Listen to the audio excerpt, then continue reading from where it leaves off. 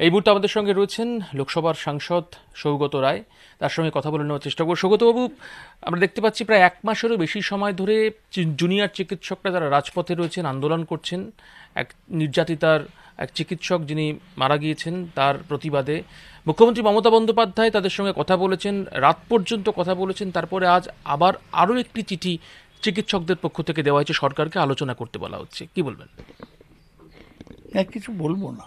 আন্দোলন করার অধিকার তো সবারই আছে, প্রতিবাদ করার অধিকার সকলেরই আছে। আরজি করে একটি মহিলা চিকিৎসকের ওপর যে নৃশংস নির্যাতন হয়েছে, সবাই তার প্রতিবাদ করবেন, এতে অসুবিধা নেই।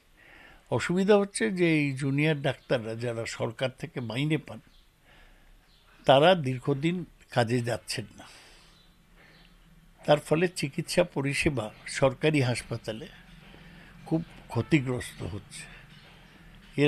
এদের হাউস স্টাফশিপও ছাড়ছেন না, আর প্রতিবাদ করেই যাচ্ছেন। সুপ্রিম কোর্ট দুবার বলার পর সুপ্রিম কোর্ট গতকালও বলেছেন যে এদের দাবি তো সব মেনে নেওয়া হয়েছে, তাহলে আন্দোলন করছেন কেন?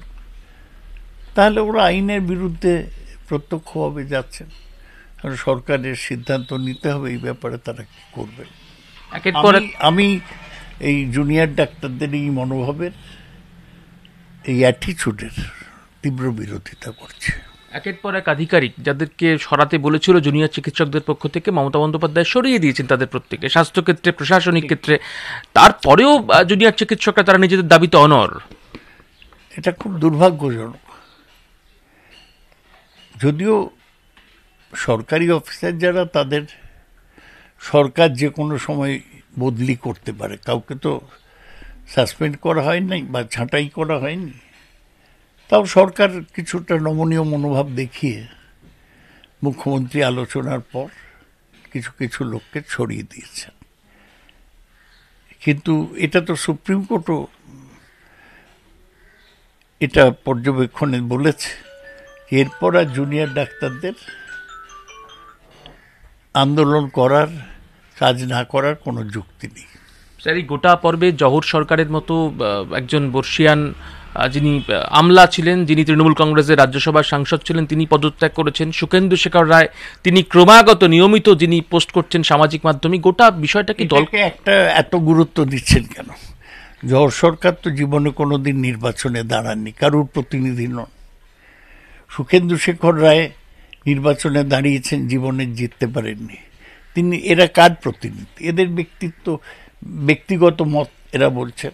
জহর সরকারের মতের কোনোই প্রভাব সামগ্রিকভাবে পড়বে না।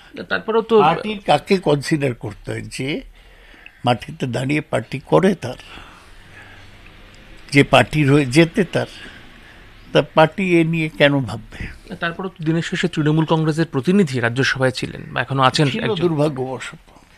দুর্ভাগ্যবশত সেটা ওরাই বলবেন যে দলের বিরোধিতা করে দলের সমর্থনে পাওয়া আসন রাখা উচিত কিনা, সেটা ওরা বিচার করুন। অতি দ্রুত চিকিৎসকদের কাজে ফেরা উচিত। চিকিৎসকরা কেন এখনো পর্যন্ত কাজে ফিরছেন না, কেন রাজ্য সরকারের সঙ্গে সহযোগিতা করছেন না, এই বিষয়টি কিন্তু সরাসরি বলছেন সাংসদ সৌগত রায়। একই সঙ্গে জহর সরকার এবং সুখেন্দু শেখর রায়, এই দুজন দলের তরফ থেকে কখনো নির্বাচনে জিতে আসেনি। এই কথাটি কিন্তু আরেকবার মনে করিয়ে দিচ্ছেন বর্ষিয়ান সাংসদ সৌগত রায়। তিনি বলছেন জনপ্রতিনিধি হলেই তার একটা দায়পত্র থাকে। দীপ্ত চক্রবর্তীর সঙ্গে রাজা সাহা, ক্যালকাটা নিউজ, কলকাতা।